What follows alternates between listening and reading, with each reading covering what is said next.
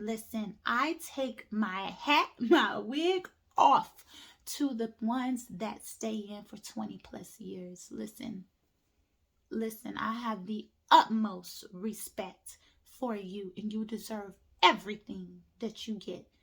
Because hello, kings and queens. It's your girl, Michelle. Bella is you. Bella in French is beautiful. So beautiful is you. And I want to welcome you back to my channel. Thank you so much to all my subscribers. And if you have not yet subscribed, I would love for you to join the family.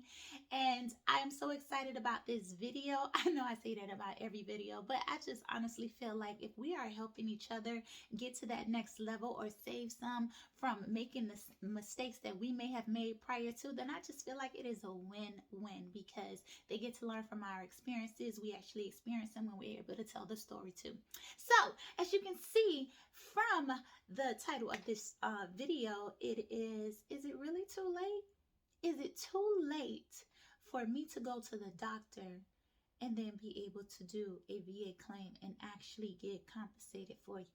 Actually get service connected, actually get compensated for it? Like, really, is it too late? And my answer to your question is no, absolutely not. And I'm going to give you the reasons why. So if you see me looking down, I'm going to be looking down at my notes because I always like to give you the proper information, and nobody likes misinformation, okay? So, when I actually started my VA claim, I actually initially did it back in December of 2021. And I'd say I honestly had like less than 2 months to actually do my VA claim while I was active. But what I did not know was a whole host of things. And I think it's very unfortunate that we are not told this information. Like, it's like kind of like spoken in secret, or it's kind of like when you're only with 2 people or maybe 3 people that it's actually spoken about, and that's only if the other troops or your other counterparts know about this information. And so I'm just going to explain it to you. So this is for my people who are still in, this is for my people that have just gotten out, and this is even for my people that are already out and they have no idea that this information is actually available to you. So prior to you getting out of the military, there is a process that you can go to that once you actually get out of the military, you can immediately start receiving your VA compensation.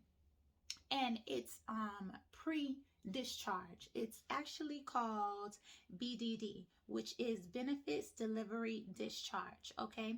And the requirements for this is that you need to know your separation date. You need to file between 180 days, 6 months, and 90 days prior to separation. And see, I was less than 2 months. I didn't know about this information. So if this is going to help you, please do so. Even if you're not exactly sure, you should just start the process. That way it helps you. Okay, so if you're a year from actually being separated, or you're thinking about separating within that year time frame, please, I would highly recommend that you start the process. So you're not scrambling at the last minute to try to figure out if you're going to get paid or how long the process is going to take. Nobody wants to go through that. I went through that. So many other of my family on this YouTube channel can tell you about their stories, how that was a struggle for them. And if you are one of those people, please leave a comment down below on your story and what you've had to do to overcome it. Or if you're still in that process, let others know that they're not in it alone, or to save them time to do it prior to them getting out of the military. Yeah, and the now the BDD, the Benefits Delivery Discharge Program, which is for prior to you getting out of the military, for people that are actually active duty at that point in time, you will not qualify for this program if you are considered seriously ill or injured, lost a body part, or are determined terminally ill. And it also goes if you are outside of the U.S., there are certain processes and procedures. If you want more information on that, please go on va.gov. They will provide that information to you, and you can also give them a call, which I will leave the phone number down below, and it is absolutely free for you to get questions answered to anything that they can goes in reference to the VA. Okay, now if you, because I know this part by heart, when it comes to being less than 90 days from you actually getting out of the military, now goes into the fully developed claim, which is FDC, fully developed claim, which is if you're less than 90 days, you can apply for that. And that's what I did because I didn't know anything about the prior one, but I put in for all of my claims a fully developed claim, okay, which was over 30 claims. And this process is another way to get your VA process to go faster, okay? It is one of the simplest ways to apply and get your information, your medical records. Now, your qualifications is to get your medical records as much as possible. Now, I was still active duty, so all of my medical records were still on file. I didn't have all of my medical records because I was still technically in when I applied.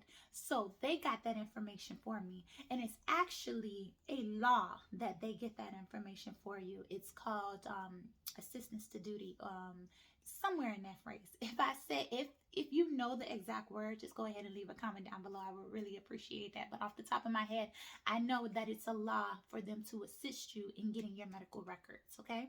So the fully developed claim is that you can give them as much information as possible when it comes to your medical records. And you can also, if you don't have it on a record, you have up to a year after you get out the military to provide them with this information.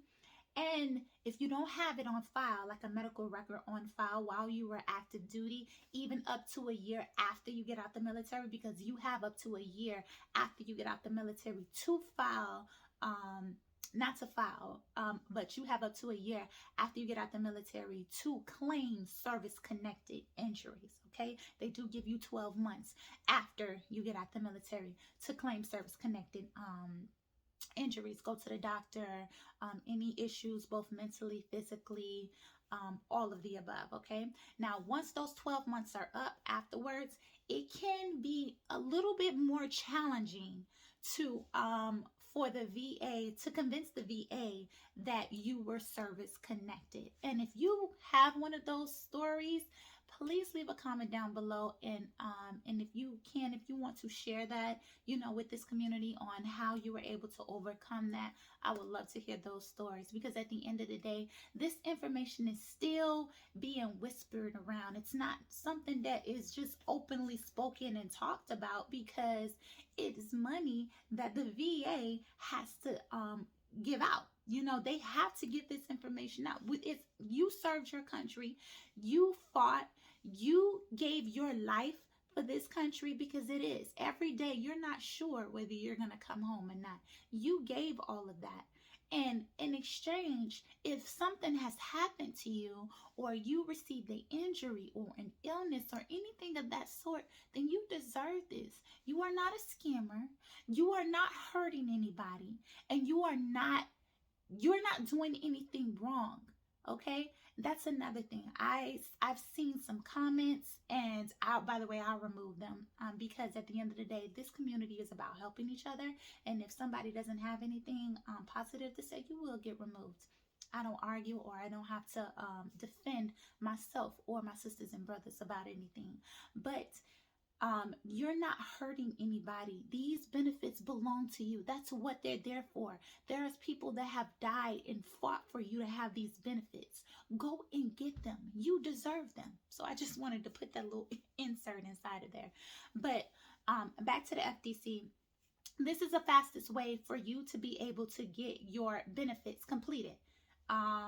And it's for something they consider not major, though anything can turn into something strenuous after a long period of time, but something where they don't have to go and diligently find your records. Something that's already there. It shows proof, beat them, bada bam, bada boom, and they're able to show service connected. Now, if they have to go dive deep, I'm talking about they got to go in there and really figure it out, then they'll take your FDC, your fully developed claim, and they will turn it into a standard claim, because now they have to really go in, do some actual work, and investigate and figure out how the claim that you have made is service connected. So those are the three different ways. Now, when it came to my story on this situation, I did have a question that was asked. How many times did I go to the doctor? And how many appointments did I have? So just to kind of give a gist of how it works for my process, I didn't start going to the doctor until after I came from tech school. And I honestly wished I would have went while I was in tech school, but in the military, and especially now, well, I wouldn't say especially now, because things may have changed. It's been 6 years since I've been to tech school and basic training, but it was a thing that when you got hurt, you did not want to go to sick call. And the reason you didn't want to go to sick call is because you could get washed back. And washback is where you're in sick call for so long, you're in there for hours, practically all day. Now you've missed training, you've missed lessons, you've missed things that were extremely important specifically for that day. It's not like you can go back and just redo it. You can, but you can't take that day. So what they'll do is they'll wash you back a week. And so I went in when I was 25. I'm a single mother, and so my son was really young. And I was not trying to stay I wasn't trying to be there any more time than I needed to be there. I was not trying to stay there with any more extra time. So I sprained my ankle. I remember it very vividly. I sprained my ankle the day before a PT test. Okay. And I'm talking about not no simple sprain, okay? It was a sprain where like my ankle swelled up and everything. But I knew, because I had seen it prior to so many different times, that people who actually hurt themselves went to sick call, was there all day, still didn't get seen, because now they have to go back the next day and they get washed back because they were at sick call. Now, this is my mindset. I just want to make it back home to my son. So with that, I did my own sick call. I got me some ice. I stayed off of it. Once we were released, I stayed off of it. I prayed. I put ice on it. I went and bought some an ankle wrap. And you know what? Sorry, my video had went out for a moment. I ran, and you know what? I passed. I actually passed with a high percentile. I had one of the fastest runs. I ran my 1.5 miles in 9:49. I did 55 push-ups. I did 60 sit-ups. Yeah, your girl was a goat, okay? And I just got it done at the end of the day. Now, some people, they won't be able to do that. But I'm just saying, my mindset was so focused on me getting out of there so I can get back to my son that I didn't want to get washed back. But so many times we're not told. And then there was another time where I face planted. I'm talking about, I was running full speed and we were doing this mini competition in tech school. I face planted and I got a huge scar on this side and on this side of my face. Okay, makeup does wonders. and I didn't go, and I skipped my knee on top of that. So I face planted and skipped my knee. I did not go to sick call, because we knew that if I went to sick call, and I say we because when I was with my team, they were like, I don't know if you should go. I mean, you hurt pretty badly. And the instructors was like, no, you need to go. And I was like, no, because at the end of the day, it was my decision. I'm go ahead and make this look decent enough to get through it, because I did not want to get washed back.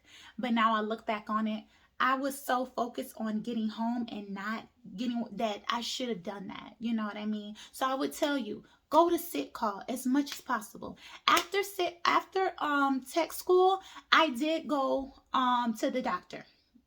I got told a little bit more, hey, if you're hurt or you're not feeling good or something like that, go to sick call. So it's a matter of 6 years.